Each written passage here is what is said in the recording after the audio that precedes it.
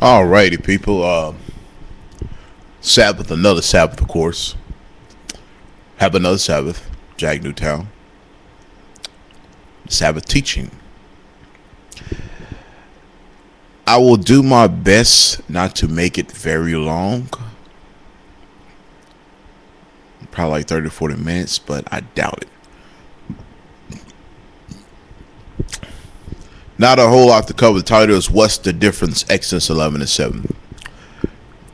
I had to address, it just came out of my head because this country, and especially the United States of America and other nations, believe that all the so-called blacks who have came here from the cargo slave ships, as well as the West Indies and to Haiti, as well as the Fiji Islands, Vanuatu, Cape Verde, all those island coast archipelagos,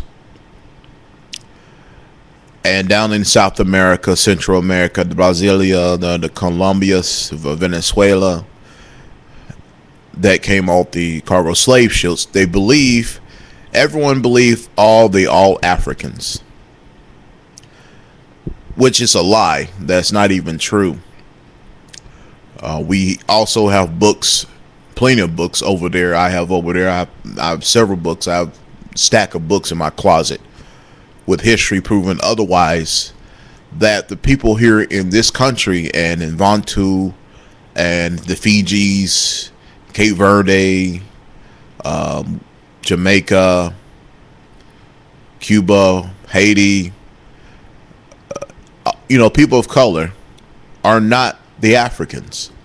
Even Dr. Ivan von Sepium, who is a well-known professor, well-known doctorate, well-known historian, actually a respected historian, actually, has even stated that the Negroes, there with the Hamites, and there was the Negroes in the continent of Africa.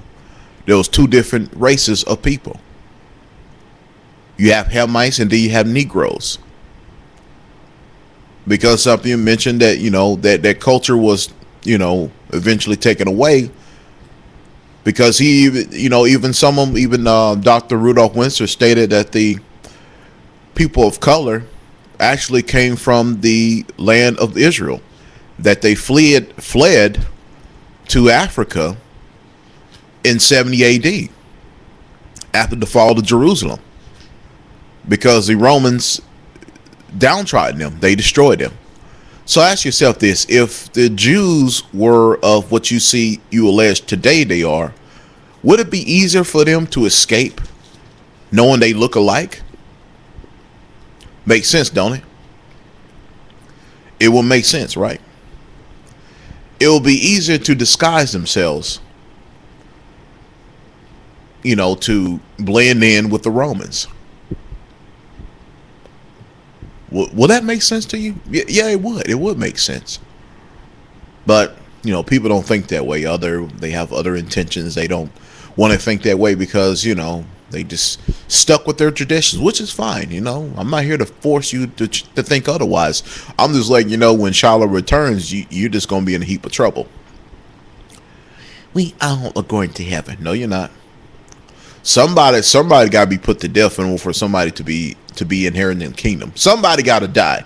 Somebody has to serve, and somebody has to die in order for the kingdom to come.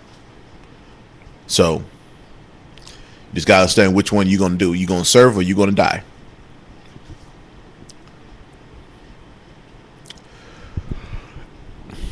Back to what I was saying. The title, Exodus 11 and 7. Let me read that carefully for you. Exodus chapter 11, verse 7. But against any of the children of Israel, not the Christians. Okay, this is not referencing to Christians. Christians didn't even exist at one time. Shall not a dog mow his tongue against man or beast? Now the Lord is making what they call, here's using words for you to understand. A dog that mow his tongue, a dog mainly other nations. Believe it or not, if you go into the New Testament, in which the woman confronted Christ about saving her daughter, he called her. He compared her to a dog, a woman of another nation, a heathen. That's what Christ said. Christ, he compared the woman of another nation to a dog. You can read that. Okay, that's in the book of Matthew. We can go there in a while. So the dogs are, the Lord is saying, it's the other nation. So basically, God, that itself says that God doesn't love everybody. They say God loves all nations. Really? Then why did he call the other nations dogs? And we'll go into Sirach. Well, actually, Ezra's in a second. Against man or beast, that ye may know how that the Lord do put a difference between the Egyptians, not those Egyptians today, because they're not even Egyptians. Those are Persians. Those are people, or the remnants of the Persian and the Medo empires. Those who you see today, the Egyptians, Hamas, Habak, and all these other Islamic names, those are the Persians and Medes. They're not the Egyptians. They're just, it's like we're not Americans. We just happen to be here. Just like Europeans are not Americans. You're a European who migrated to America. That's the difference. Just like everybody said, oh, we're Africans. We're just people that happen to migrate to Africa. But does that make you a naturalized American? No. Or naturalized African? No. We migrated there to escape persecution, to escape. Now they say, no, there was the Jews that escaped, blah, blah, blah, blah, blah, blah. Would they already been absorbed? I mean, that wouldn't make sense to have someone of red skin, Caucasian skin coloring, run into Africa and hide out. They will be easily found. They would have been easily found. Oh, they all ran to Europe. Yeah, there were some that did run to Europe, some, but the majority of the flock, the whole bulk of it, went into the land of Africa so they can blend in. That's why the Lord emphasizes that he puts a difference between the Egyptians and Israel, because if you look at it, our skin tone is similar, but if you really look deep into it, our hair texture is not the same. Not exactly. If you notice that almost every Hamite you see really doesn't have a lot of hair. You know what I mean? Like a lot of hair.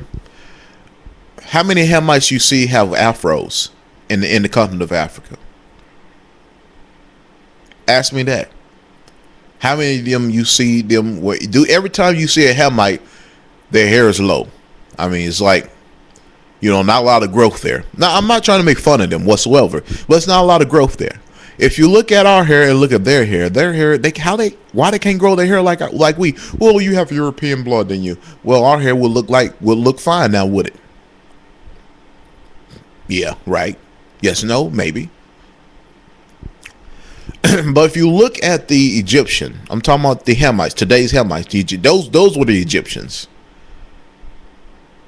And why they broke down? They're broke down because they made deals with the other nations to give us up. Believe it or not, the Hamites gave us up.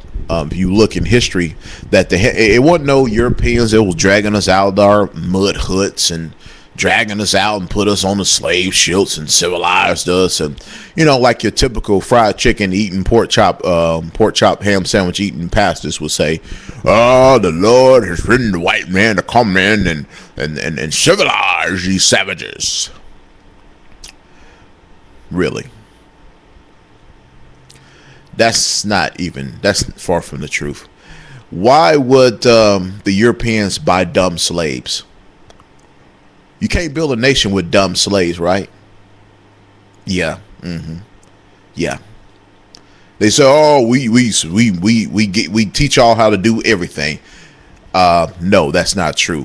These people who were already on the continent of Africa already had these skills. That's why they end up buying these people. They didn't just buy everybody. No, they bought the ones they know that has skills. How are you going to create a nation with a bunch of dummies? You can't. But you can create a nation with people who have the know-how and the education to do it. We already had those skills. We already had those construction skills. You know what? There's certain things we just do. It just come to us for some of us because those skills are already in our blood before we got here. Y'all don't believe me? Okay, let's let me reach over here. I'm gonna go and reach over here from Babylon. I'm see. This is why we must put the difference between the Hamite and the Negro, or the so-called Israelite brother and sister, because a lot of our people are going around and align themselves with the same ones who actually sold them to slavery for wine, for silver, for, you know, all types of things. And y'all, oh, Shaka Zulu, he's a great hero. Oh, he was a great man. Oh, yeah. And yeah, he was doing a lot of other things that would be considered to wicked.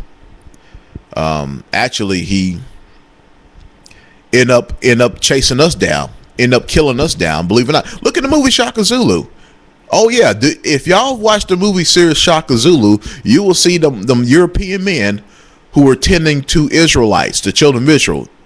And there's a scene that says that their pharaoh Shaka is hunting them down, and he said these are the lost tribes, the children of the children of the house of Israel, the lost children of Israel that he was tending to, and they were dark-skinned people.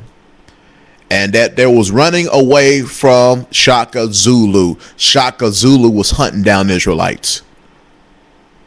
He was in the ancestry level of Nimrod, because Nimrod was doing the same thing. Nimrod was a hunter. And Shaka Zulu, believe it or not, Shaka Zulu, that spirit came upon Shaka Zulu. He was the, what you call, Nimrod during that time. Shaka Zulu was. And he hunted down the children of Israel. He knew he was hunting down. He knew who he was hunting down. And y'all want to praise this man? Y'all want to glorify this guy? Oh, Shaka Zulu, he's a great warrior, great hero against the white man. But he was actually cooperating with the white man. Yes, he was. He was involved in our enslavement. The Arabs and the Ishmaelites and the Hamites were involved in the enslavement of us. They didn't drag us out of our mud huts and all this other stuff and all this other crap. We had buildings, we had castles, we already had that stuff. Why do you think they had Fort Judah, Fort Ouda, or Fort Benin, or Fort Levy? Huh?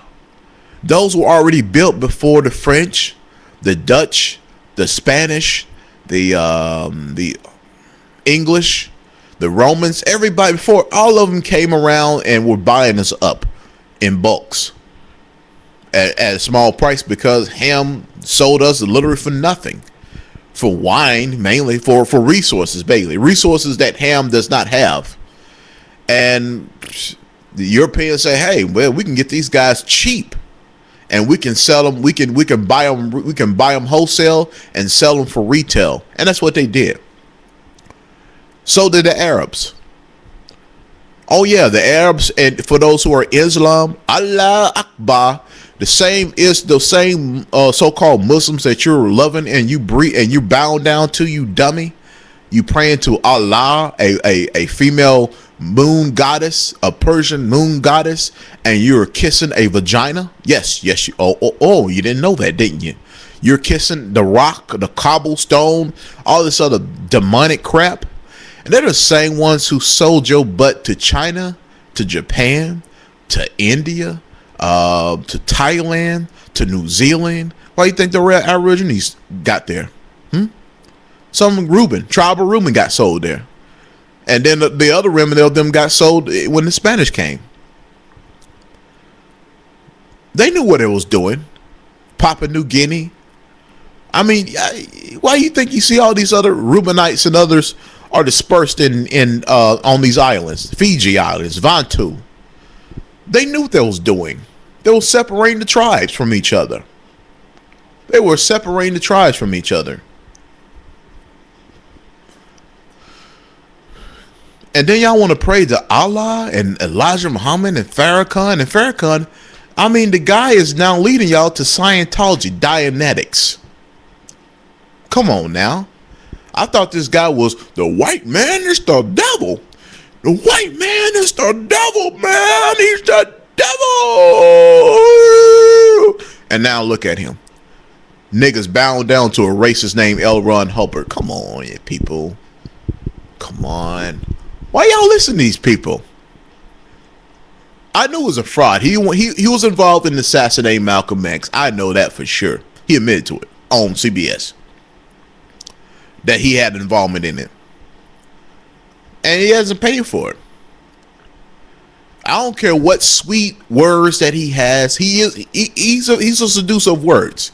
He can get you moving one thing, and then he can get you thinking something is like, oh my God, Louis Farrakhan, you're such a god. Yes, I know I am. Yes. He got that soothing, seductive voice. It's like it calms down you. It's a very powerful spell that he has. Don't get me wrong. He has very powerful demons inside him. Yes, Farrakhan does. He has very powerful demons inside him. Very seductive, powerful demons that will make you think another way. But I'm hard on, so I don't easily get food. You have to be a woman. You have to be a woman.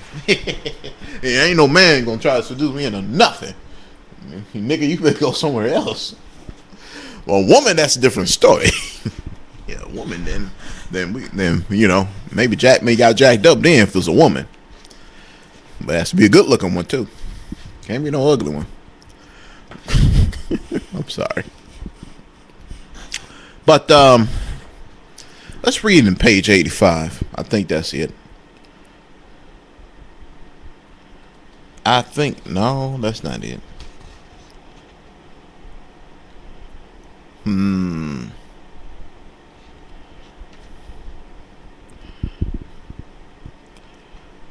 me see how.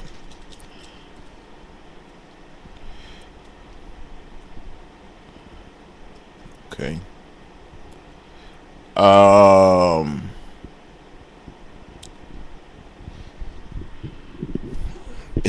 Let me.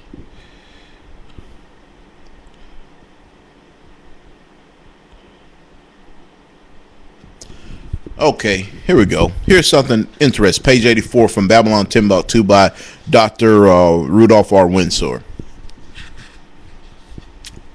During the period from Pompey to Julius, it has been estimated over 1 million Jews fled into Africa, fleeing from Roman persecution and slavery. The slave markets were full of black Jewish slaves. So that's been proven. That is actually on record, and on record with references. So that alone itself statement has been proven.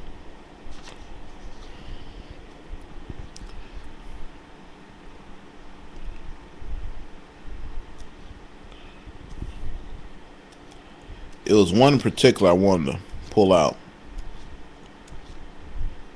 Can't find it.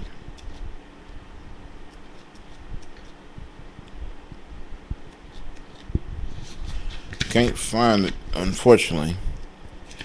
It might have to be another time.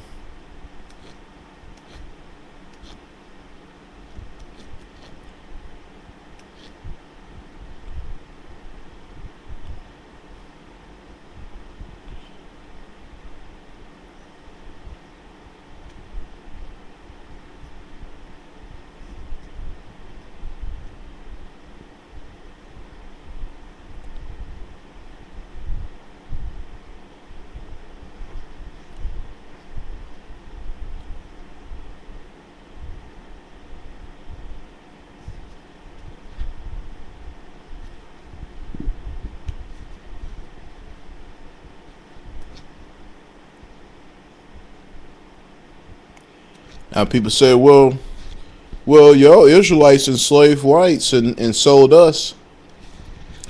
Well, yeah, that is true. Yeah, that is true. Actually, it is true. Don't get us wrong. We're not saying, I'm not advocating sitting here for y'all to feel sorry for slavery. I've never advocated that. I'm not here advocating, you should feel sorry for us for slavery. No, slavery happened because we disobeyed our Father. So I'm not on here to telling you, oh, you should feel sorry for slavery. You owe this, you owe that. Now, if you look at my old video, it says the white man owes you nothing, black people, and I still stand by it. No, they don't owe you anything. Because we the ones that fell. We the ones that fell. We the ones that fell. We the ones that decide to go against our Father. We decide to say, okay, screw what our Father says. We're gonna do what the other nations do. We're gonna do how they do it. They doing this, we're gonna do that. If they're doing that, we're doing that. And vice versa. So, believe it or not, we were our own downfall. We were our own downfall. So we can't blame Europeans. We can't blame the Chinese, the Japanese. We can't blame all the other nations who had us in slavery. Okay? But that doesn't mean we have to love them either. But we cannot say, okay, we're going to blame all our problems on the white man because he had us in slavery. But if we didn't disobey our Father and kept the laws, commandments, and statutes according to thus saith the Lord, then we wouldn't have this.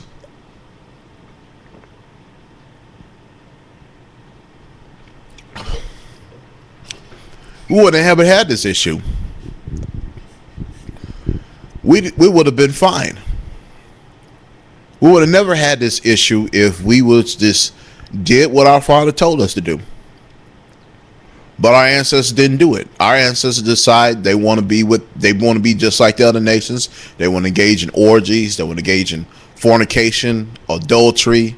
They want to engage in these customs, shave their beards, shave their heads, sleeping with women of other nations, marrying women of other nations, and women marrying men of other nations, engaging in the Santinelli and all these customs, going around wild orgies, wild parties, swinger parties, all this other satanic nonsense, and then disregard what our Father told us. Start eating unclean foods, eating pork, crab, shrimp, lobster. That's why we still bottom of the totem pole, because we still disobeying what our Father tell us, and not knowing that the Lord put a difference between us and the Hamite. But y'all still think y'all claiming Africa. Y'all talking about, oh, that's our motherland, and Egypt and Hotep and all these other, and it's be the same people that when you try to do business with them, and you say, okay, well, if we got something going on and it's not in writing, and then you get upset and then they start threatening you. It's something, if you say something they don't like, they begin to threaten you. Instead of saying, well, brother, sister, I disagree with what you said. And I believe, this it may be wrong or right about that. And then we can say, okay, I can understand that. Yeah, you may be right. That's just me. I say, if I'm wrong, I'm wrong. If I did something wrong, yeah, I did wrong. I'm the first one to say, hey, I did wrong. I was wrong. I was wrong for that. I'm sorry. If I did something wrong, if I know I meaningfully did something wrong, and I know it that I did wrong in my heart, I will repent for that. There was just like the story I did with Tamisha Glacian. I said, she was a single mother of 3 and all this other stuff. Come to find out she was married, and I repented. I said, I'm sorry. I was wrong for insinuating that her husband, they looked alike. The suspect and the husband, one and the same. I apologize for that. That's me. And some, they're like, gotta move on. But unfortunately, a lot of our people don't do that. And they want to reach back to Egypt, ancient. Why do you want to reach back to ancient Egypt? Ain't nothing but a cult. Worshiping damn pyramids, damn Ankh, bisexuality in Egyptians. Yeah. Oh yeah, you didn't know that, didn't you? Bisexuality going on there. This duality mentality. No, this duality thing ain't nothing but bisexuality. Duality is double minded. It's like James chapter 1 and verse 8 said, double minded man is unstable in all his ways.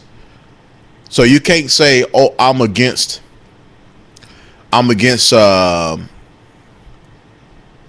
let's say I don't support homosexuality, but your favorite celebrity is a homosexual. Okay. Now, if you say your favorite person is a homosexual and then you don't support their lifestyle, then that's double-minded. You can't have it both ways. Either you stand by one side or you stand by the other.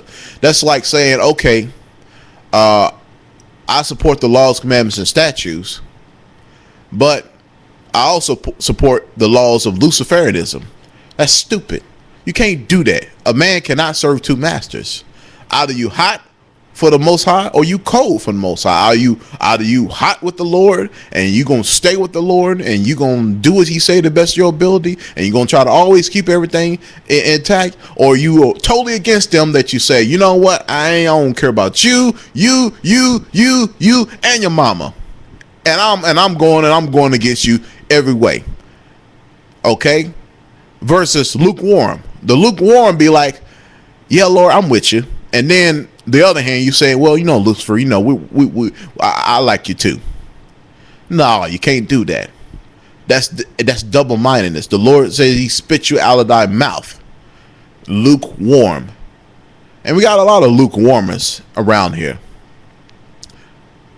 And you see all the crap that goes on.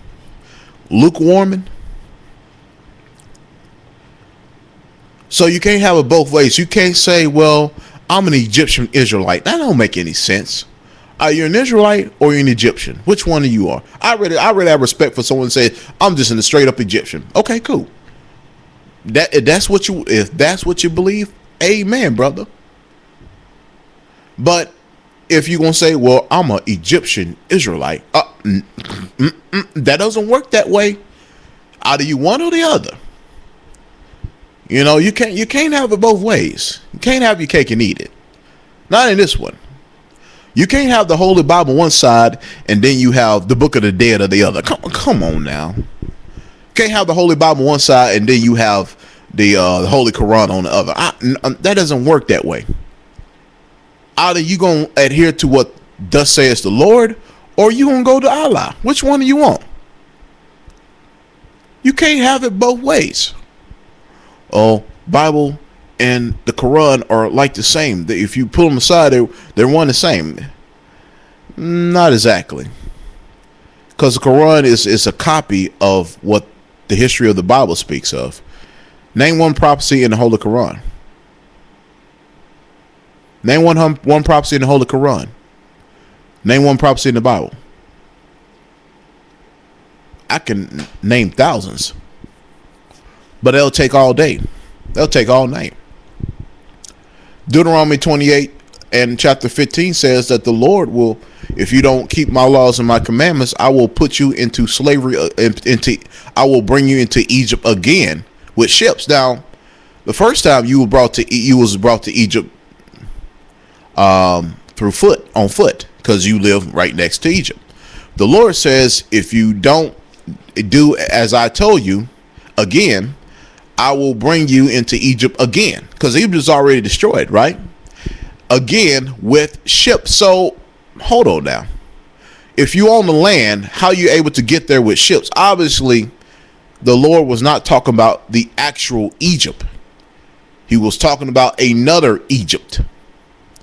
Okay, another Egypt in another land. Obviously, you needed ships to go to this other land. So it wasn't talking about the actual Egypt. Okay, I will bring you into Egypt again with ships. So a lot of people don't understand that. They'll try to misinterpret and say, well, that doesn't make sense. We'll make up something. instead of looking at the history. Now, who was brought through ships through captivity? Yeah, Negroes. And it weren't just America. It was also South America. There was Cape Verde, the islands, Haiti, Puerto Rico, all those lands that the children of Israel went into through cargo slave ships. They got transported. Now, the 10 tribes were already there in Azaroth.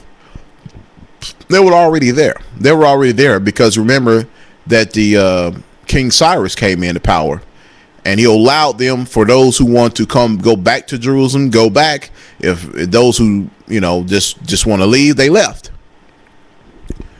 So they left out of the Euphrates, through the Euphrates. People say it's the Bering Strait. It's impossible. You can't get through a Bering Strait with a ship. Better yet, with the boats they had during that time, that would be impossible. Even today's icebreaker ships cannot cross through the Bering Strait. So impossible for them to cross the Bering Strait. Like I said, impossible. They all would have died. There would have been no tribes then. So, they came through the Bering Strait. Impossible again. Icebreaker ships today cannot even cross through the Bering Strait. But we talking about global warming, right? And the ice is melting. So why isn't the Bering Strait's ice hasn't melted? Yeah, you ask yourself that sometimes. So the natives did not come from the Bering Strait. They came out of the Euphrates. Euphrates coming down. And then some actually went left to Azaroth. Others went right into Thailand or into the islands, what you call Papua New Guinea, the Cape Verde. Some of you went to the land, what you call Australia, New Zealand.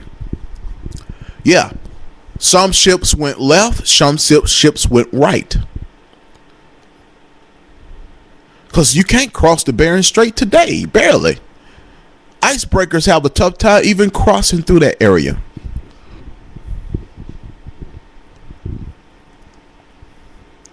So it'd be impossible for the tribes to come through that way. So they had to get through out of the Euphrates.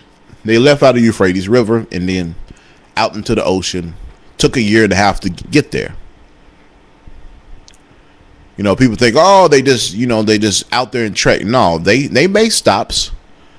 And the stops they made, some people may have made, some of the tribes may have decided, okay, well, I might want to live here and start and set up shop here. And whoever was left to keep going, decided to go all the way into this new land.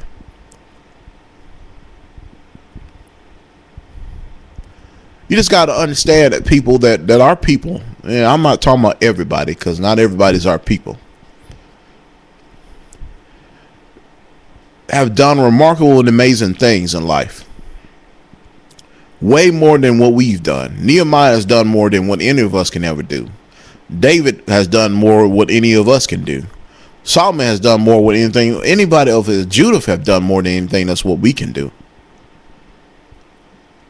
Our ancestors were much greater than what you call buck dancers and oh yeah, there was butt naked running around and spear chuckings and mud hutters and here comes a great master who comes and takes us, and he may have beat us, he may have abused us, he may have took our women and raped them and our children and sold them, but he has made us civilized and made us become one of them, and we feel like we owe them everything.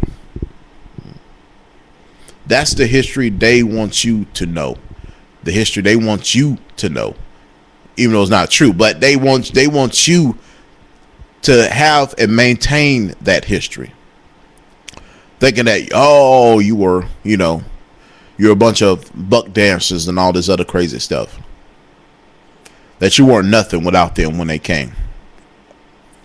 It's far from the truth. That is absolutely far from it. And then you got preachers out there that teaching that stuff. You got a lot of preachers out there that are teaching that nonsense. And a lot of them are unlearned. They don't know any better.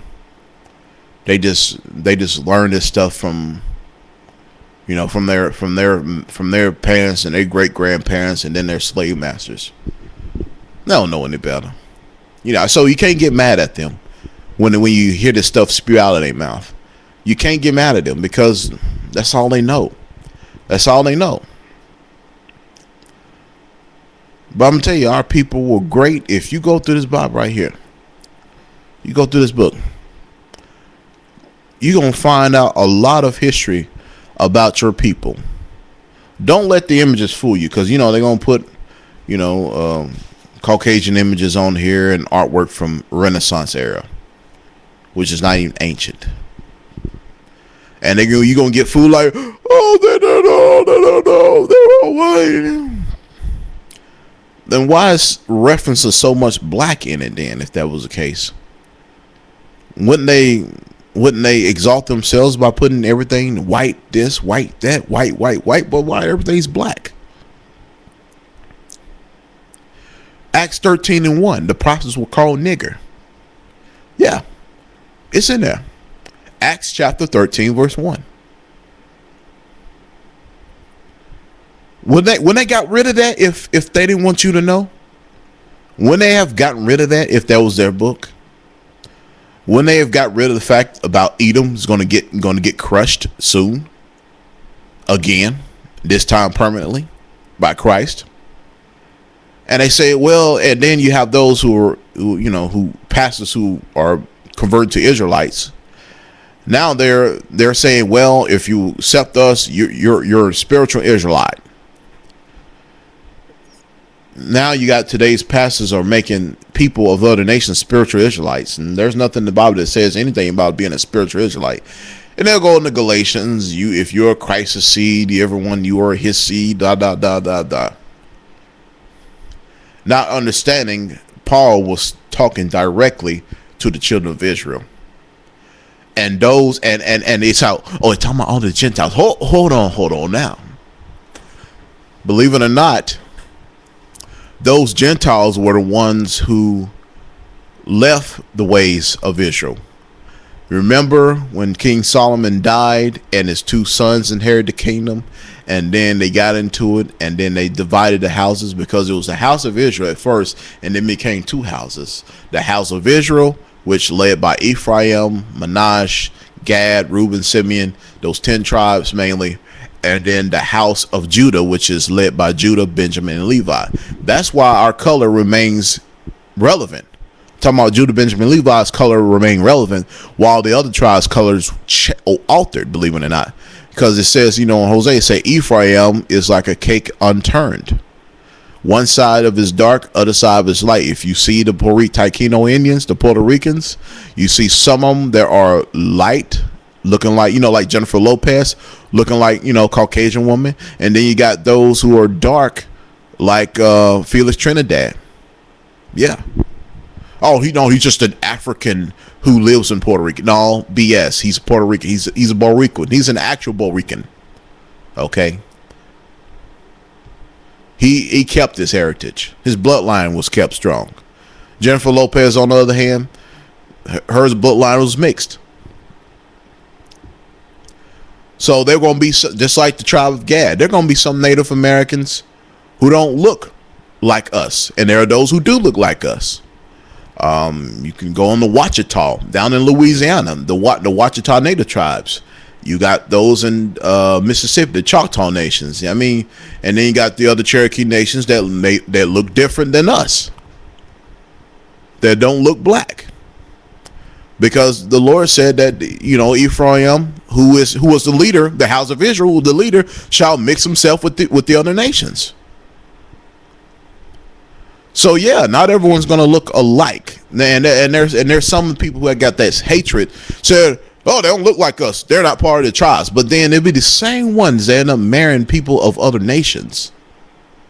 It'll be the same guys, the same busters, instant internet Israelites out there who will end up dating women who are Edom, Moab, or Ammon, or dealing with East Indian women, or women who are not of their nation, of the 12 tribes. and they're gonna say, "Oh, they're not Israel." But then you turn around, you deal with somebody who is not of your not of your nation. Stupid. You got nothing else to say.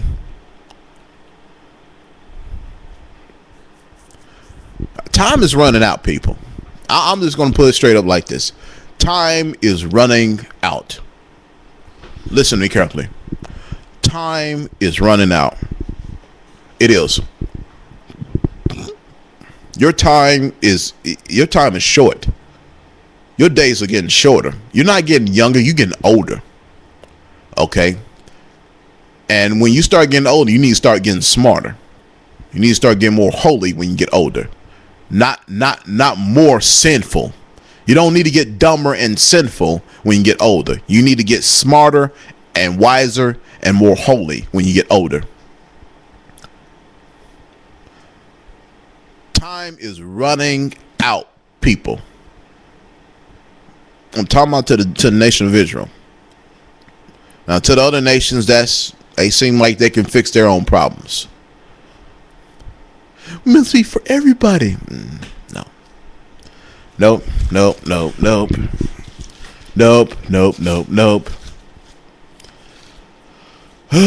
Let's go on here and let's clear that up.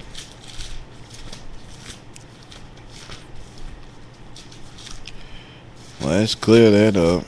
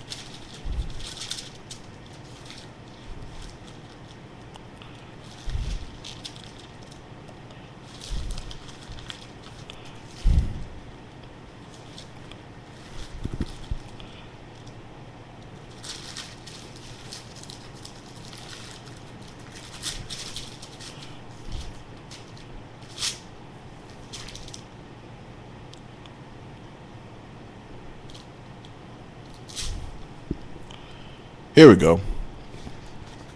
Let's go to 2nd Ezra chapter 6, and let's start at verse 54. Just explain that the Bible and the Lord is not for everybody. Here we go. And after these, Adam, also whom thou madest Lord of all thy creatures, of him come we all. And the people also whom thou hast chosen. So, it's been acknowledged the Lord has created all. Verse 55. All this have I spoken before thee, O Lord, because thou hast made us the world for our sakes. So Ezra was just interacting with the Lord, saying, hey, well, this world was made for our sakes. Our sakes is mainly the people who the Lord has chosen. You read verse 54, it says that the people also whom thou hast chosen. So the Lord has chosen a group of people to be his children. Verse 56, and for the other people which also come to Adam, this is referring to the other nations, thou hast said that they are nothing but to be like unto spit, and has likened the abundance of them unto a drop that falleth from the vessel, a drop of water. And now, O Lord, behold, these heathen, which have ever been reputed as nothing, have begun to be lords over us and to devour us. Now, who is lords over this earth today, might I ask? Oh, it's the Arabs. No, it's not. No, it's not. Stop it. Stop lying. Stop lying to yourselves. Stop deceitful. Stop being willfully deceitful. That's the problem we also have, a willful, deceitful people. You working with the hands of the devil if you thinking that way. But we, thy people, whom thou hast called thy firstborn, thy only begotten, and thy fervent lovers, are given into their hands. If the world now be made for our sakes, why do we not possess an inheritance with the world? How long shall this endure? Now that itself explained to you totally that The Lord has a selection of people that he chose.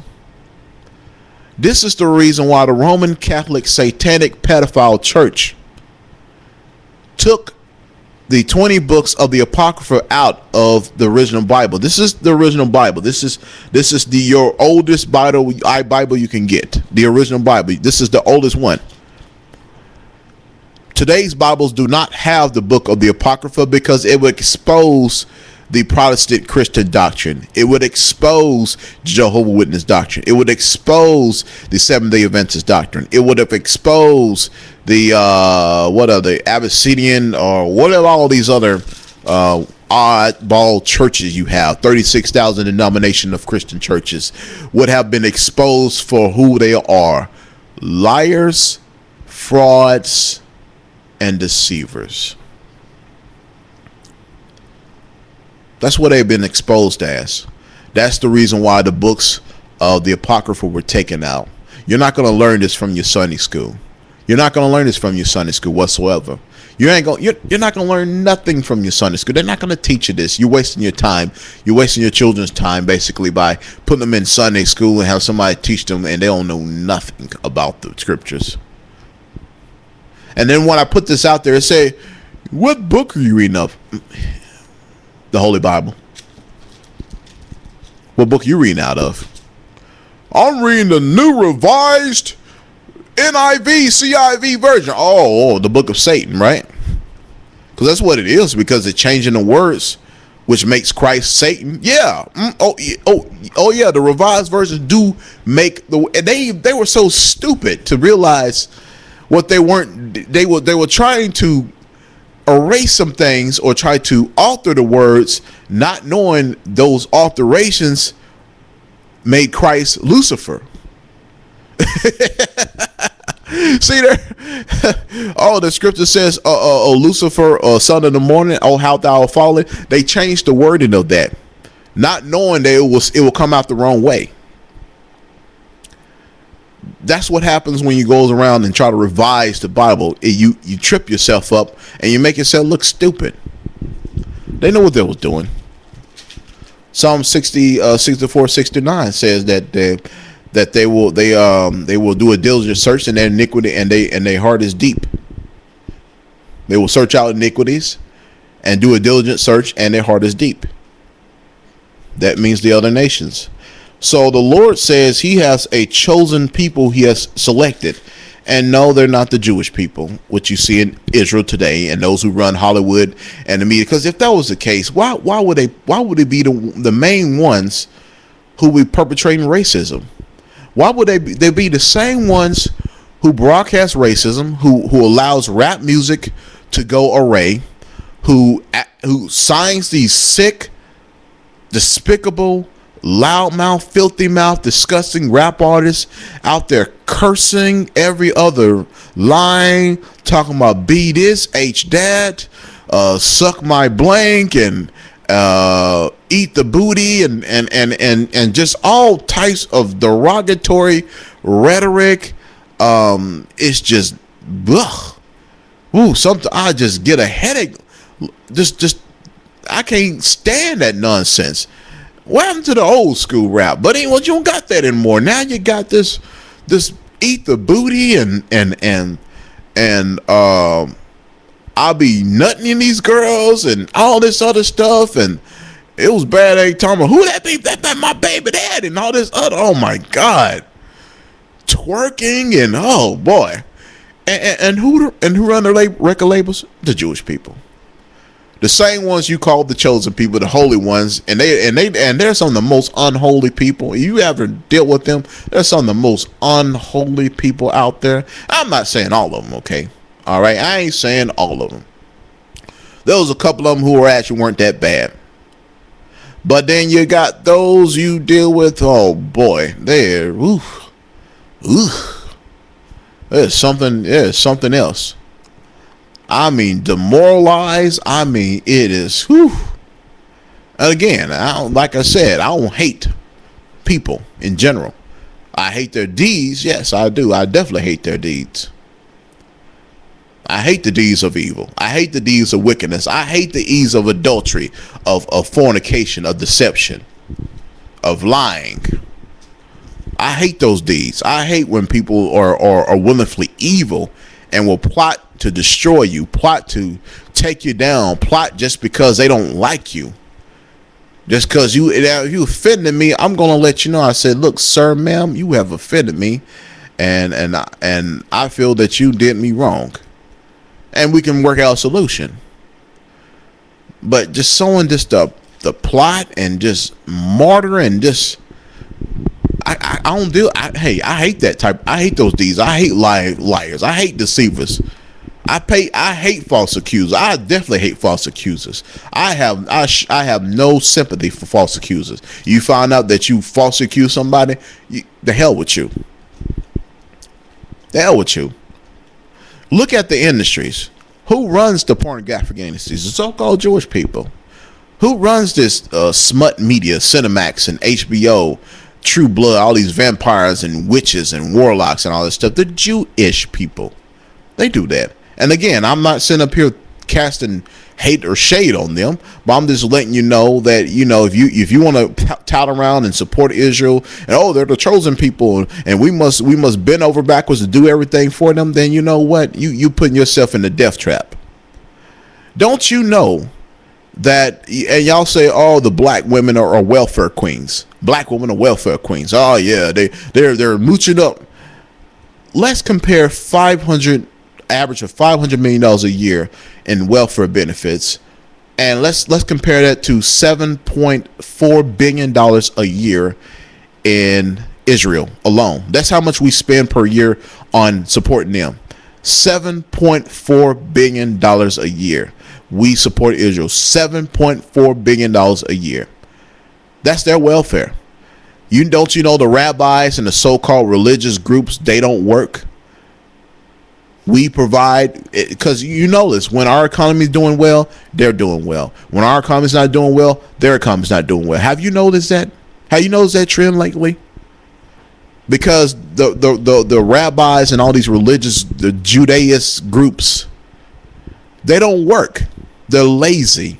They make a bunch of babies. They're lazy. They don't work. They believe, we're just getting closer to God. Really?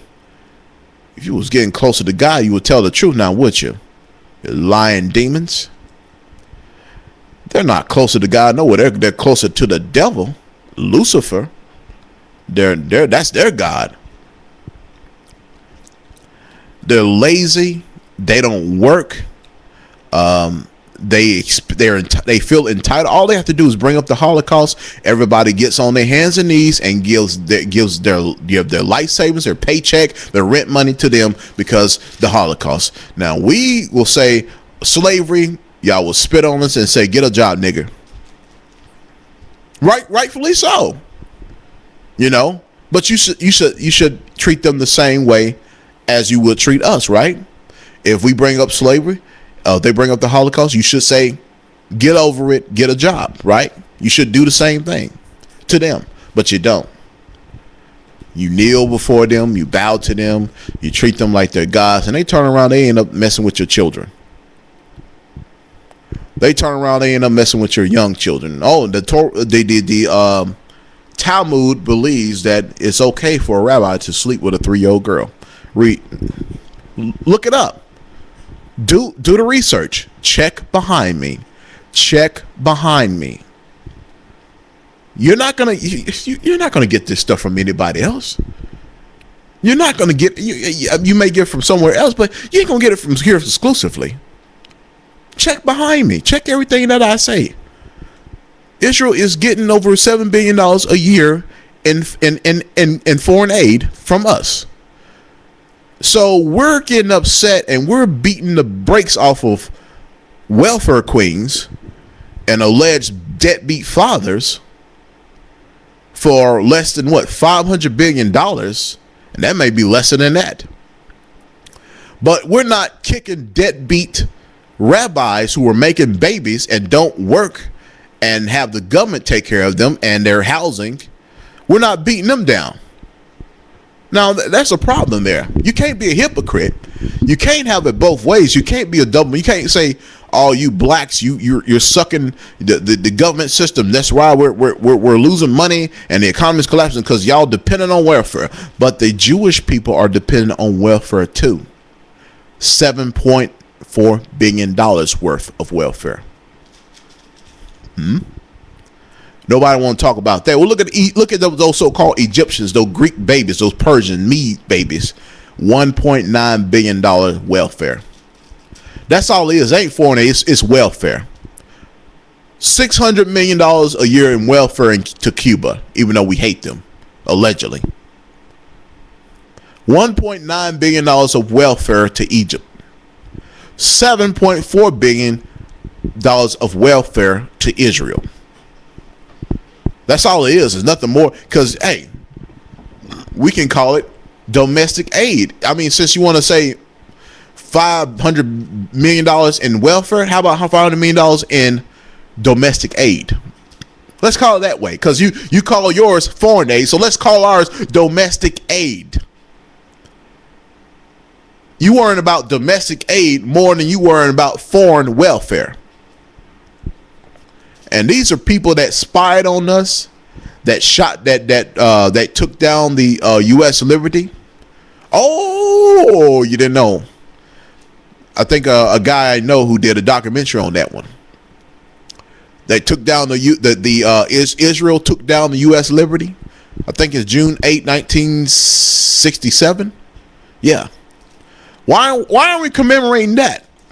Better yet, that the Israel attacked America. Oh, that's a little dirty secret that this country does not want you to know. There's a lot of little dirty secrets. Act of 1871 that stated that the United States of America is considered now a corporation. Act of 1871. Do the research. Look it up. Look it up, people. Oh yeah, I'm spilling the beans here. I can get killed anytime.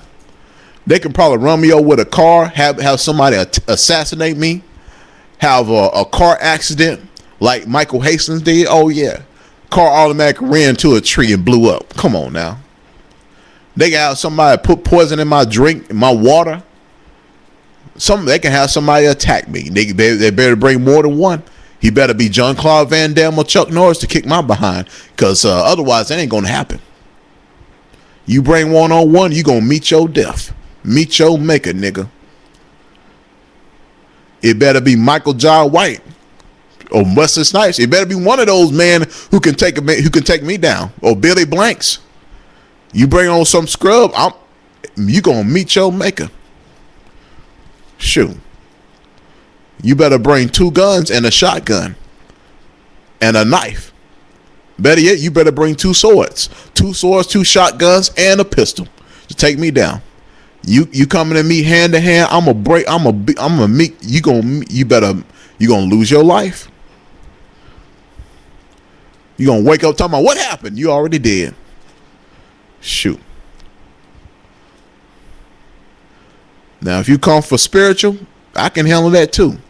You come natural, you're gonna be naturally dead too.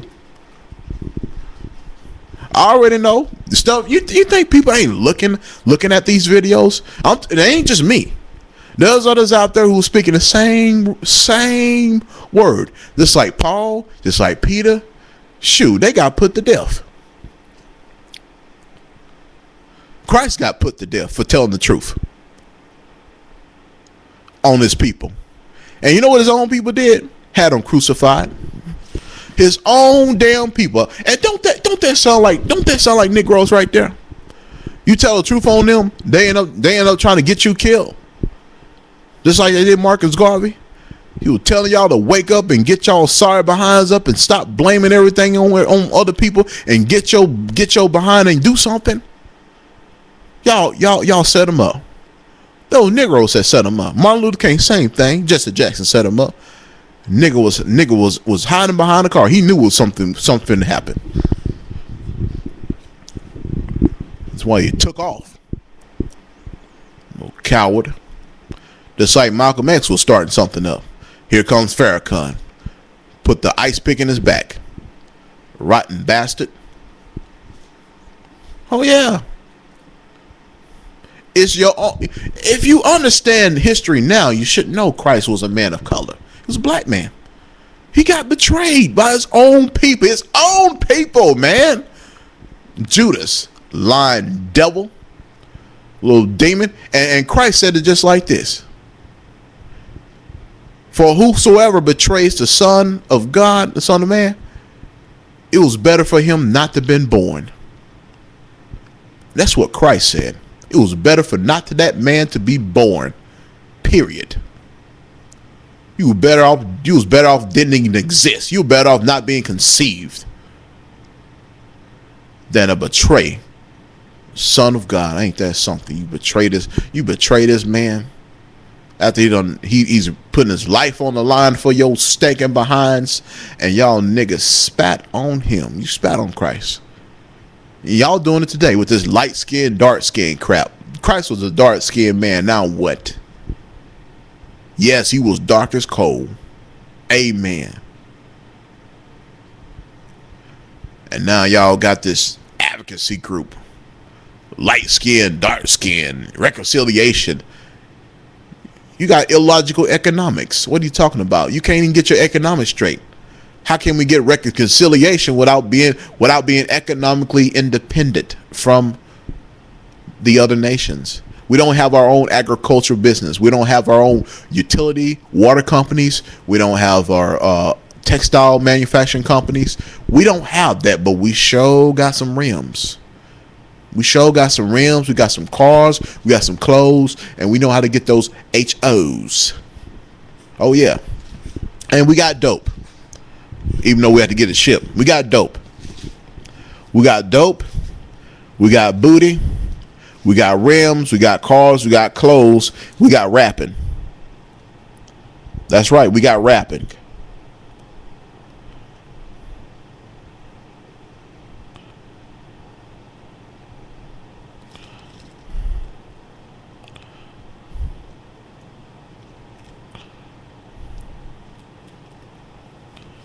I tell you, that's what we have. And you people still don't want to get together because you think, oh, the Bible is the white man's book. King James was a white man. Oh, and he was gay. He was a homosexual. He had sex with his mother. Okay. Then the record states that King James's mother was sent to prison when King James was 2 years old. And she never seen freedom ever since, and she died in prison actually. So how could it be that King James was able to interact with his mother sexually when she was in prison, and he was 2 years old when she got put in prison?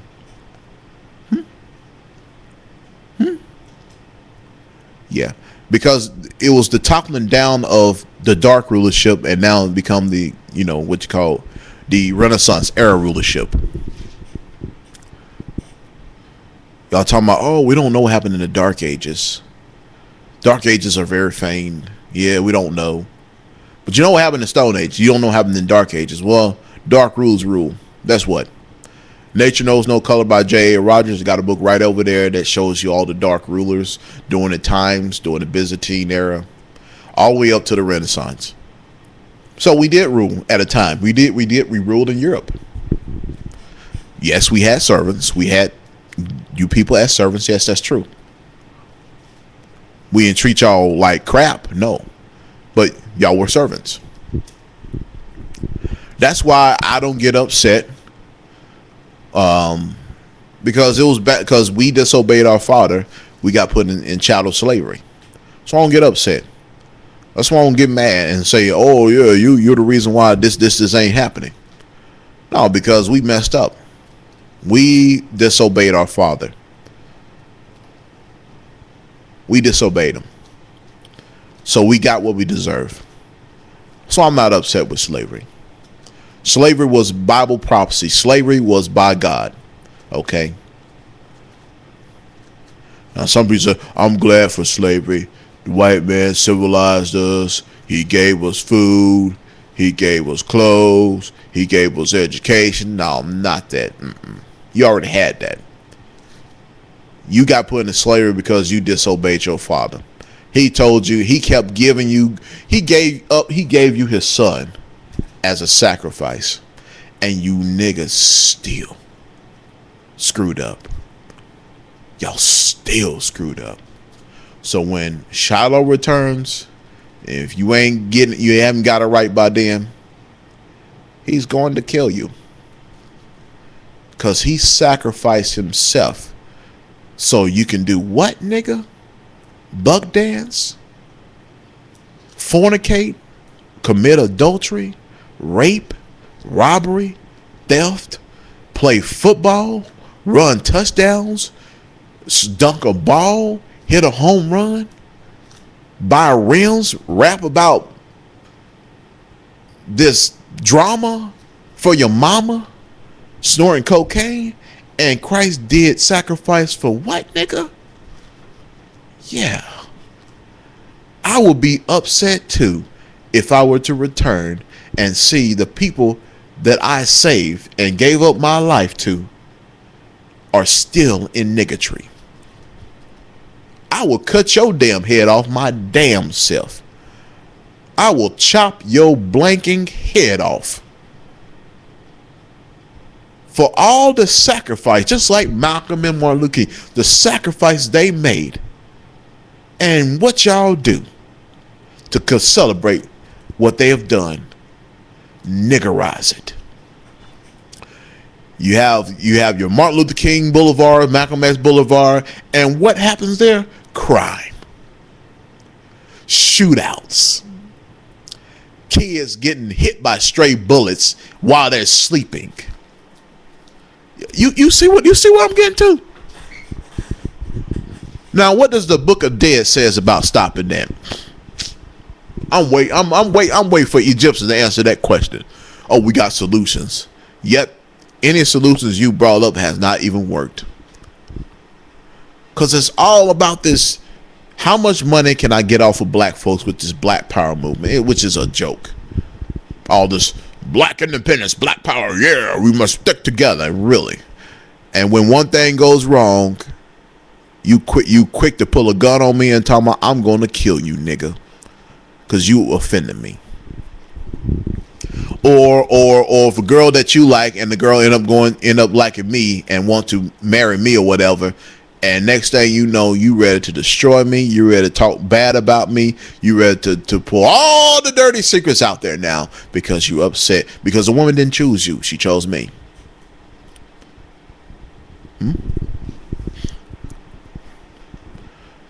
I tell you, y'all not ready. Why you think you see the brothers in the truth actually going strong? They're going strong because they're staying consistent with the book. That's why if there's some madness that comes within their organization, they get rid of it quickly. They put you out. If you going around being crazy, they'll put you behind out with no questions asked. They're not going to keep you around. Now, if it's something that can be mitigated, something that can be managed, they'll counsel you. After that, if they gave you mercy and charity, judgment comes. Get out of here. You got to go. That's how they stay strong. They don't keep people they know that's going to help bring down the organization or bring in whoredom or bring in any type of wickedness. It's one thing you have to respect those people, those groups for. All the other organizations, they'll bring anybody in because they feel that, hey, we can benefit from this person, even though they're doing evil.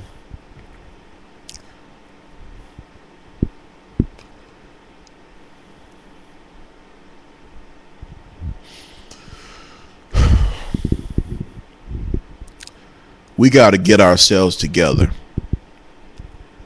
gather ourselves, start teaching. If it's one person at a time, then so be it. It has to be. If it has to be that way, then so be it. One person at a time. Some will, and trust me, I talked to a number of brothers and a couple of sisters, and you got a number that runs away from it. You got some of them who said, I want to learn more. And then you got others that run away from it. All I gotta say is check behind me. Look behind me. Check behind everything I say. And if I was incorrect on that one, I will say, okay, I was incorrect on that one. I need to research more. But now, if you are vilely, intentionally try to say, oh, you're incorrect on this, that, I know what you're doing. You're playing semantics. You're trying to find some fault in it. I'm not going to address you because I know what you're going to do. Why should I address someone when they know what they're going to do already? Why should I address them? Oh, you should address because you're scared of them. That's why you're scared of them. You're scared of what they're going to say. Yeah, you're the same ones that betrayed Christ. You're the same ones that had him crucified. That mentality, you better be very careful with that type of mentality, that confrontational mentality, that mentality that you want to see a confrontation among brethren. And you know, that same spirit was there when Christ was around. The Sadducees, the Pharisees, the scribes, the elders, they had that same spirit because they see a young man who knew more than they did, who knew the scripture to the T more than the scribes and Pharisees did. Scribes and Pharisees, Sadducees were jealous of Christ because he knew the scriptures more than they did. He knew the law to the T. They could not best him in a debate. So they'll try to pick arguments and accuse him of things he didn't do or say. And then Christ counters them and blows them out the water and they get upset. So when Judas, that lying, no good, sorry nigga, I can say more nasty words than that, but I'm just going to leave it at that, ran over there because he got jealous of Christ.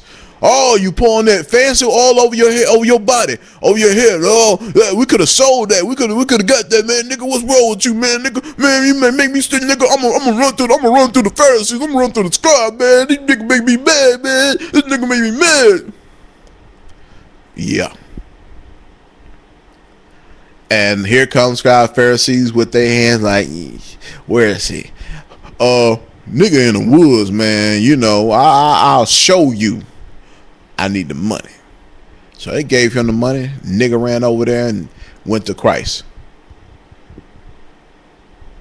Christ knew he ran off, did something wrong. He knew. Christ already knew because that's why he looked at him crazy. Like, I said, why you come here and kiss me on the cheek after you done betrayed me? And he looked at you like, you no good nigga. Sorry. Just like a lot of y'all. Sorry. Low down. Lazy. Shiftless. Hung lows. That's all you are. You work for. Don't want to work. Got your woman out there working. Got your mother out there working 12-hour days, and nigga, you sitting on the couch all day doing what? Nothing. You sorry bum. Louses. Won't even you. And these are able-bodied men. These are not disabled guys, okay? These aren't guys who have ailments, okay? These are guys who are healthy, in shape, and they don't even work out. Healthy, in shape, stay in shape no matter what they do. And they hang around and they say, I can't get a job. Nigga, that's because you didn't look for one. You may not get the job that you desire, but you can start from scratch and move up. And then maybe find something better down the line.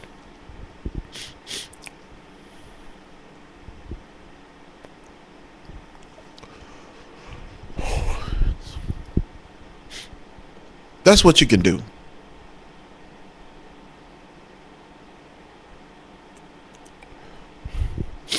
That is what you can do. I mean, they say America is a land of opportunity. Yet, I can understand some people have low-paying jobs. Some people don't have the best job in the world. Okay, we understand that. And they're working hard. I agree for them. I agree for those who take the risk to go out there every day and work and support their families and support a cause that can help them down the line to get right, versus somebody who's talking about, yeah, I'm in the truth. You ain't got no job. How you gonna support yourself? Or doing donations.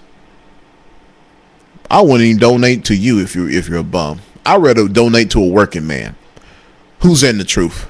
And as you got a lot of brothers who are in the truth, who are working men. I have more respect for those brothers than have respect for a brother who says, "Oh, I'm deep into the truth. I got the true understanding, but I don't have a source of income." How are you going to able to keep spreading the truth with no source of income? Christ worked. Peter worked. Christ was a carpenter. He built things. Okay, he was a builder. He worked. Okay.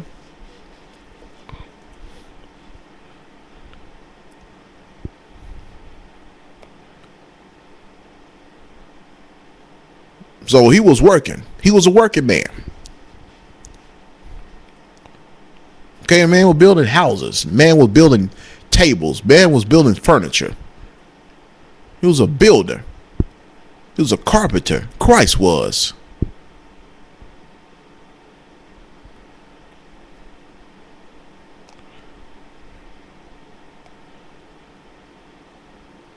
And y'all talking about, oh, I'm in the truth. I need more time. What more time than can you have? Got time to make babies. Got time to get some booty. But you ain't got time to work. You ain't got time to work. You ain't got time to work. You ain't got time to do your job.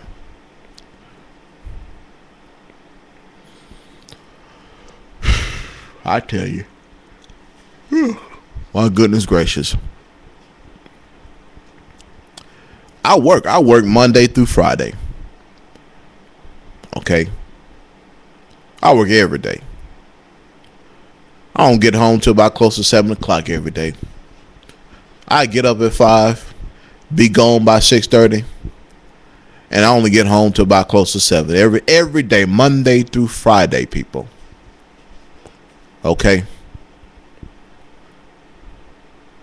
And I'm also involved in civic club activities to help the children, help feed the children. Because there's children out there who are hungry. There's children out there who are starving. There's children out there who need help, classes, just needs for school. What y'all doing? And I'm not making any excuses, period. And I'm still doing teaching. I'm still reading the Bible, learning it. What are y'all doing? Honestly, what are y'all niggas are doing? Preferably to y'all. Y'all don't want to wait for. I don't care about what the hell they doing. They seem like they got their stuff together. What you niggas and Hispanics are doing? Hell, I can give respect to the Mexican, Hispanic groups. They work. They may not work the best jobs, but they work. I can respect that. They work. They work together. I like that even better. They work collectively. The 10 tribes have not lost that collectiveness. We, Judah, Benjamin, Levi, have. They have not lost their collectiveness, which I admire and respect from those 10 tribes. What about y'all? I need to be deep in the truth, really. I'm doing this. I'm doing radio. I do Sabbath. I work Monday through Friday, every day, non-stop. Clock doesn't drop. I pay bills, handle business, etc. I'm not complaining. But you are. You know who you are out there. Some of y'all are already complaining. Well, I need a reprieve. I need a rest. I need this. I need that. Well, you don't know what goes behind the scenes. Of course not, because you ain't doing much of anything.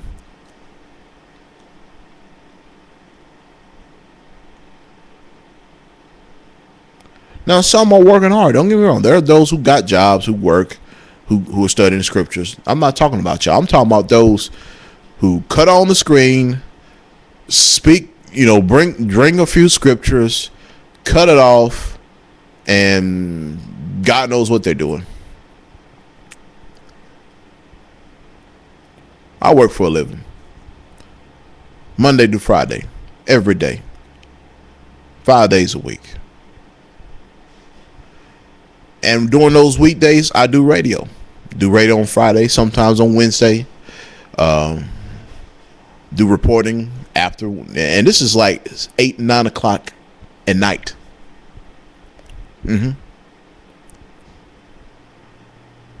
I exercise. Go to the gym. I engage in community activities. Yeah.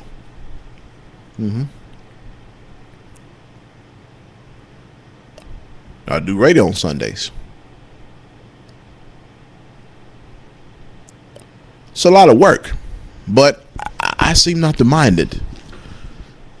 I don't mind it, because I know and pray that it is enough. I don't know if it's not enough, but it's somewhat a start into serving the Most High. When you come to serve the Most High, prepare your soul for tribulation. Prepare thyself for sin, because when you get ready to serve the Most High, all kinds of stuff will start coming after you. All kinds of sins will start coming after you. And some will be able to fight it off, others won't. Others will run right back to their old times, their old pastimes. Start running back and start going backwards, and then eventually just fall out of love of the Lord and go somewhere else, because they've been overwhelmed with temptation. They have been overwhelmed by Lucifer's trickery.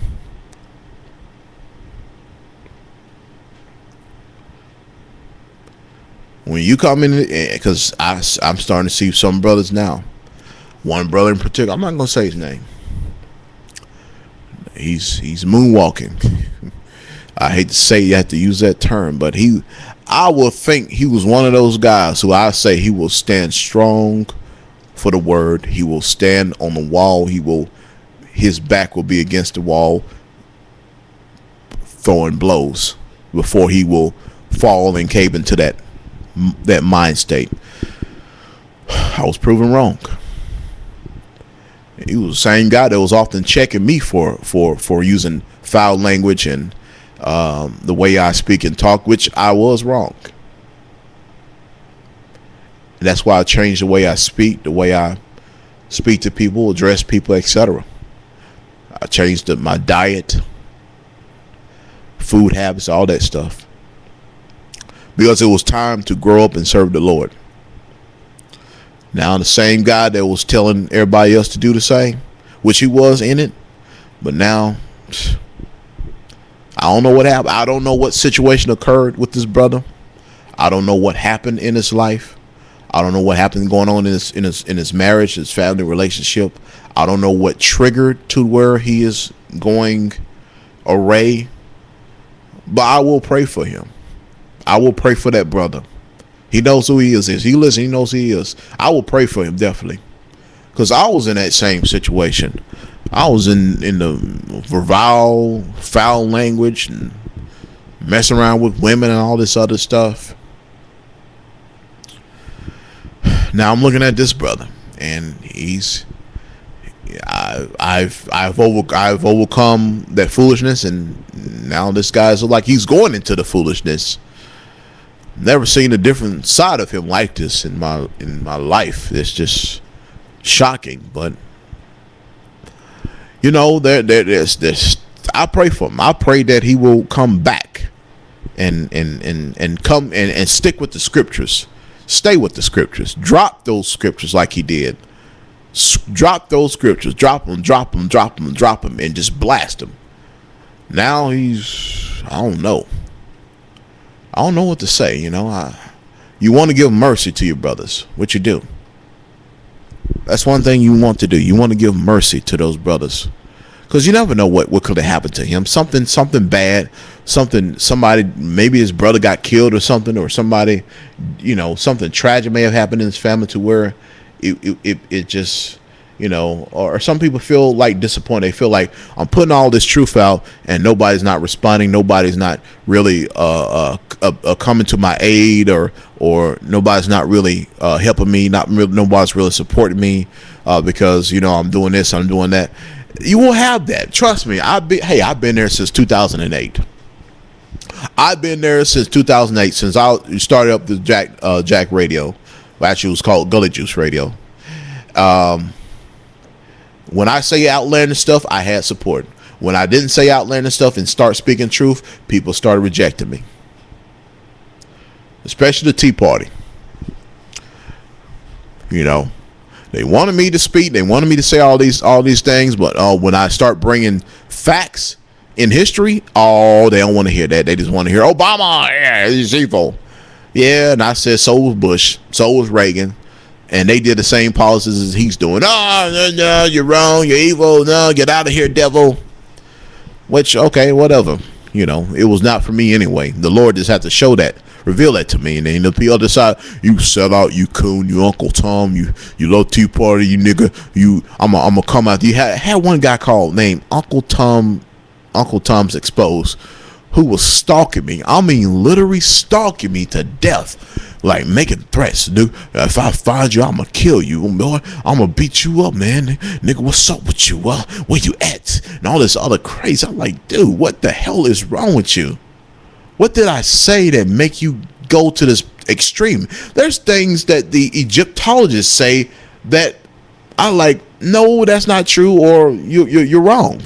But I'm not going to go in there and post and threaten them and say, I'm going to kill you, I'm going to do this, I'm going to do that. No, that's still a brother at the end of the day. He may be misguided, but it's still, we still gotta pray for those brothers. You can't just have that type of strife against another and just have that, I'm going to kill you kind of stuff. You can't have that type of evil in your body, in your mind. You can't do that. Can't do that.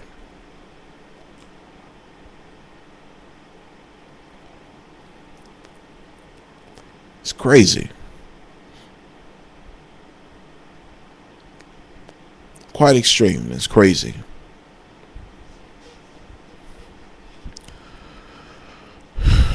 But and it's sad. It's also sad too.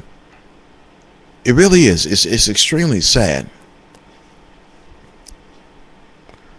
But I believe in helping. We got to get it together. Honestly, we really have to get it together. We got to get it together, and it's going to start with this. It's going to start with this book.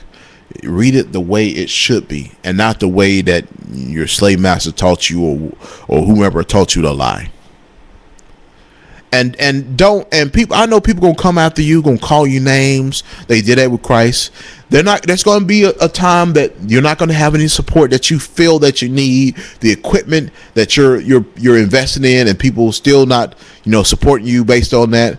It's gonna take time, people. It's gonna take time for people to wake up. Okay, you just have to put that seed in and keep watering it until it fully grows. People are not just going to instantaneously cleave to you overnight. I'm just going to be honest with you on that one. It's not going to happen. It's not going to happen.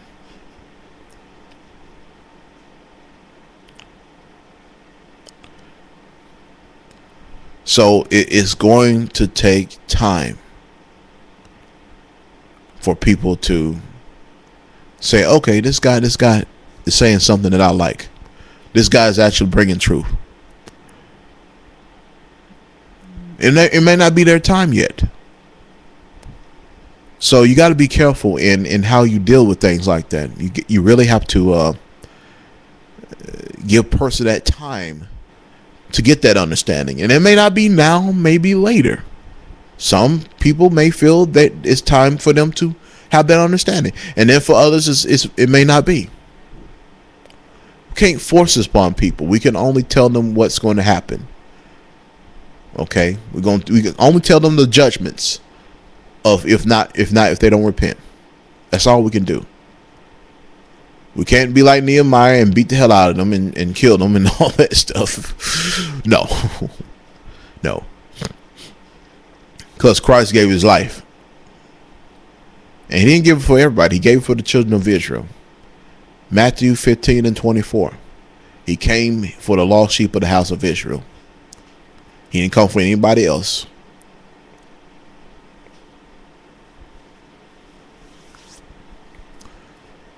Let's stop all this light skin, dark skin foolishness. Let's stop all this. I know, yeah, we know the Widow Lynch letters impose those policies on us. We know that. If we know that, then we will stop doing it, right? If we know that it was the slave masters who was involved in that beef, then why are we still doing it if we know these things? If you know something, would you immediately stop? If you know this was wrong, would you stop, or you just keep doing it? It's like, okay, you did crack and you got sick. Okay, I'm not going to do it again. You're not going to keep doing crack and say, well, I just had a bad batch. Okay, then the next one may kill you.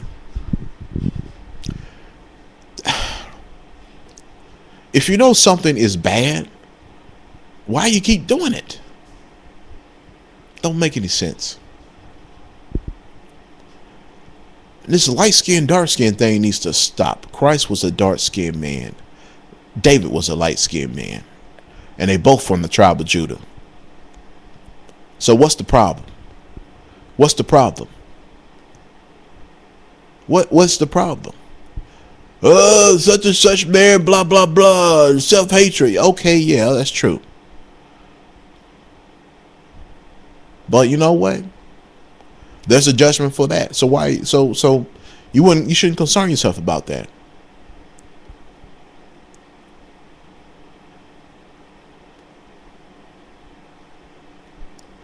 You can't force someone to like you. You can't force someone to accept you based on etc. You can't, because the Lord has created one for everyone. And some people who get together may not be the one. May just be for lust purposes or financial purposes.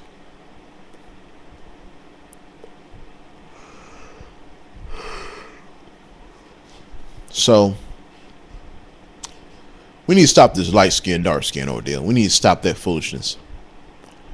Because no matter what shade you are, you still a nigga to them at the end of the day. You still are. You still a nigga. To the other nation, you still a nigga. No matter what shade of brown you are. No matter what color of the shade of the speckled bird you come from, you still a nigga. So I don't know why y'all fighting about each other, talking about dark skin, light skin. Oh, black men y'all need to accept the dark skin ones. If you're pretty, if you're beautiful, if you got good personality, you will be accepted.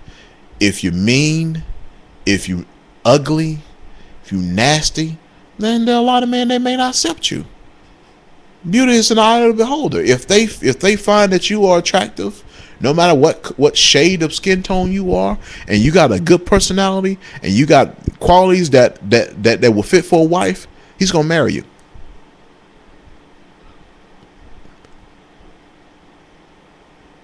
I know it's been imposed upon us, white supremacy. We understand that. If we understand that, we would see ourselves as greater, right? If we know that they help impose that upon us, why are we still continuing it? Might I ask? If you know this, you have this knowledge, why don't you apply it to your daily lives?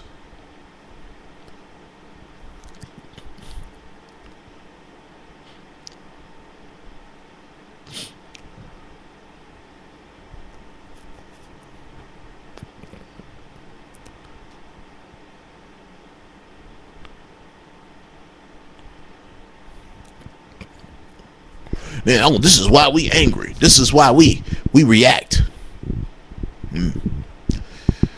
Well, the same we could. Hey, well, we should think the same way too. We should react the same. We should act more violent than you. Then we've been put in jail for no reason, and you know mainly who the ones who help put your behind in jail, brothers. Them sisters do. Majority of those men in prison have been put in by a woman. So should we get mad at y'all every time we see y'all? Should we react every time? Should we be angry at y'all? No, because not all of y'all were responsible for putting us in prison. Just like not all of us men are not the ones who impose that hatred on dark-skinned women either. My sister is dark-skinned. I came out ruddy. She came out mocha.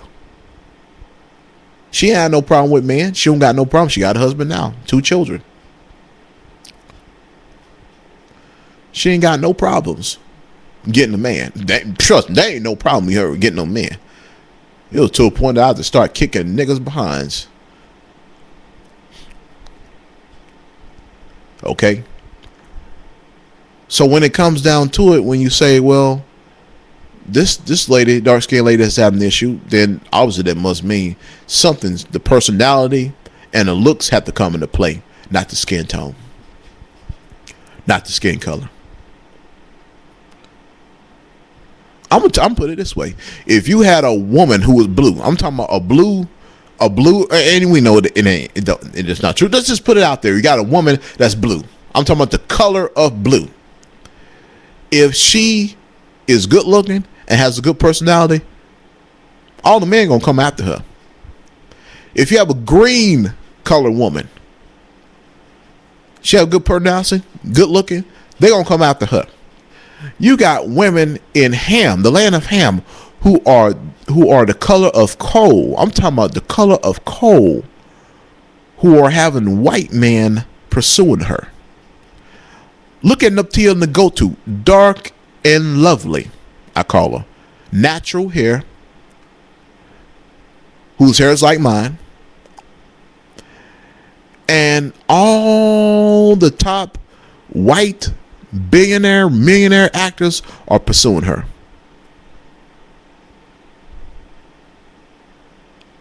I'm talking about Leo DiCaprio want him some.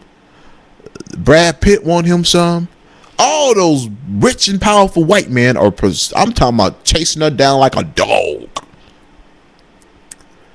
But then you so-called dark skin have a problem with getting mad. I wonder why.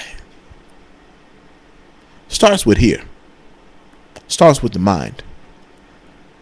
Mind and the body follows. So if you're 400 pounds and you try to get a man, you're not going to get a man. So something in your mind saying, I need to lose some weight. I need to change my personality. I need to change the way I think. I need to change the way I do. I need to think more positive and realistic. And maybe I can get a husband and have children one day. And what do I need to do that? 1, keep my hands to myself. 2, don't try to be the man of the house. If you can follow those 2 steps early on, you can make it. Those 2 simple things. Don't try to be the man and keep your hands to yourself. If you can do those 2 things, women, I'm talking about ladies, especially black women, especially black women, Hispanic women too, but more you black women. If you keep your hands to yourselves and stop acting like a man by wearing and stop acting like a man, broad brush is everything. That means from clothing to attitude to personality to structure, leadership, and order. So stop acting like a man. Keep your hands to yourselves. You will have a man that will be at the home. Get out of those damn jeans. Get out of those damn manly clothing, manly things you try to do. Put on the dress and be self-respected. Stop perming your hair. And I know people will say, "Oh, you don't look natural, right?" No, don't ignore them, punk. Ignore those people. That's always gonna have somebody gonna have something to say, but nothing to show for. Don't worry about them. Stop perming your hair. That stuff will mess your head up.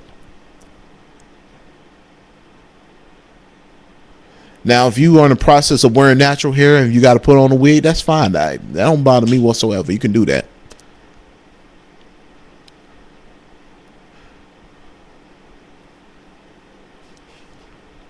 But get y'all selves together. And man, I'm gonna tell you something, man. This is how you're gonna able to get a good woman. This is what you can do. One, get a job. Okay, bring home some checks. That's what you need to do. Learn some responsibility. Learn how to handle business. Don't be effeminate. Women don't like effeminate men. Don't really, truly. They may say something otherwise, but it was truly they don't like no effeminate man. Don't be an effeminate, because if she sees that you're an effeminate, she has to take over as the man. Don't be effeminate. And don't shave your beard, please. You can trim it. Don't get me wrong. You can trim it and make it neat. Just don't butcher it. Don't mar the corners of your beard, and don't shave. That signifies that you're a man based on that. Because there's some guys I see that I thought there was women at first. If you look at a distance, because they're shaved, they're clean shaven and everything, and then you get up close, they're a man. That signifies who's a man, who's a woman. That's why God made men beards, grow hair on their face, identify them as the man.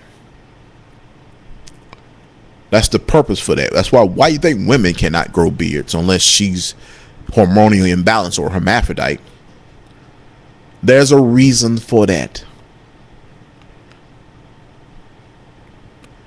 There is a perfect reason. I don't know why y'all keep shaving. You know that damages your skin when you shave? Seriously, when you shave, you damage your skin. You're damaging your skin. I mean, that's just bad news. You're damaging your skin.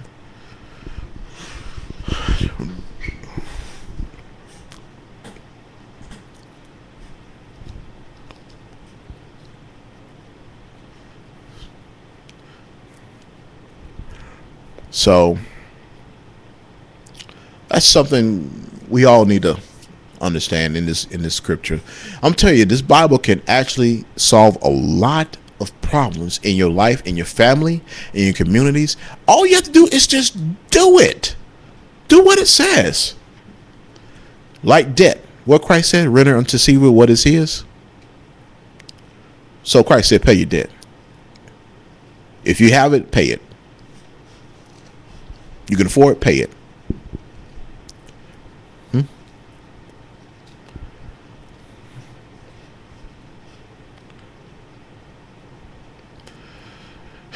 But we really need this. We really need these scriptures. Big time. These scriptures are essential. People, essential to your growth.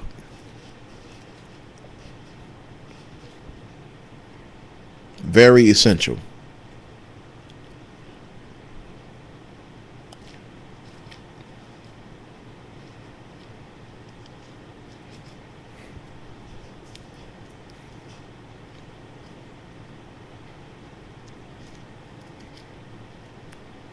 Very essential to your growth. You can't take anything away from it. They're very essential to your growth. Quran ain't gonna teach you nothing. Now they orderly, man. Don't get me wrong. They're very orderly. I can respect that. Boy, you think they got that from the Bible? They got that from the Bible. Because Farrakhan often references the Bible a lot, believe it or not. More than the Quran itself, believe it or not. Farrakhan references the Bible more than the Quran. That shows you right there where they got all this from. Structure and order and discipline.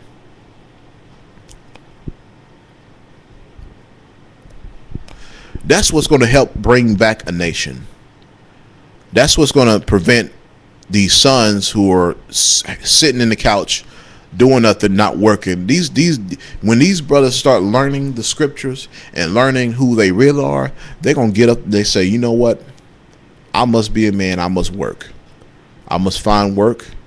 If that one's not enough, get another job, and supplement income. I must work. I must do as my forefathers did during the time when they was cleansed. I must work. I must serve the Most High. I must do right. I must do right by the wife and the children. And the woman gonna say, I must do right. I must adhere to my Lord, who is the man, if you have a husband. I must do well. I must help teach the children, rear the children. I must know my place. Man, you must know your place under Christ.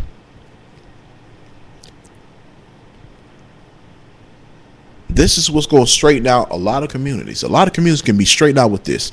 Not your Sunday service, Christian, buck dancing, pork chop, Johnny Walker drinking, hot wing, Red Devil hot sauce eating preacher.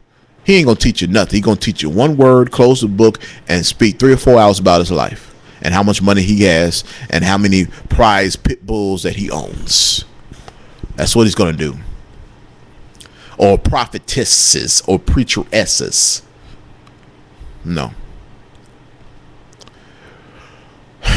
You people need to get it together. And it starts with you. Because people, when you start changing, people start to see you different. Like, this guy used to be this, that. Now he's different. This is... Some will say, this is good. You know, I like this guy now. And then you got others that say, you know, those who still in sin, like, nigga, you don't change, nigga. Oh, nigga, you don't change, nigga. What's wrong with you, nigga? Huh, nigga? Yeah, they'll come up with that. But you're gonna see the change within yourself when you start obeying these laws, commands, and statutes. You're gonna start seeing that change. Not giving to the preacher, you ain't gonna see no change there. The only change you're gonna see is your pocketbook. That your rent money is behind. You past due on your rent, past due on everything else except the preacher's coffers. Preacher's coffers get paid on time every Sunday. And they pass the collection plate 3 times, sometimes 4.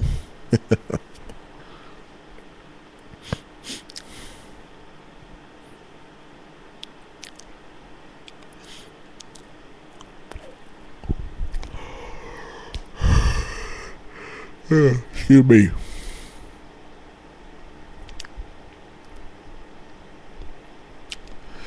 Time is running out, people. Time is running out.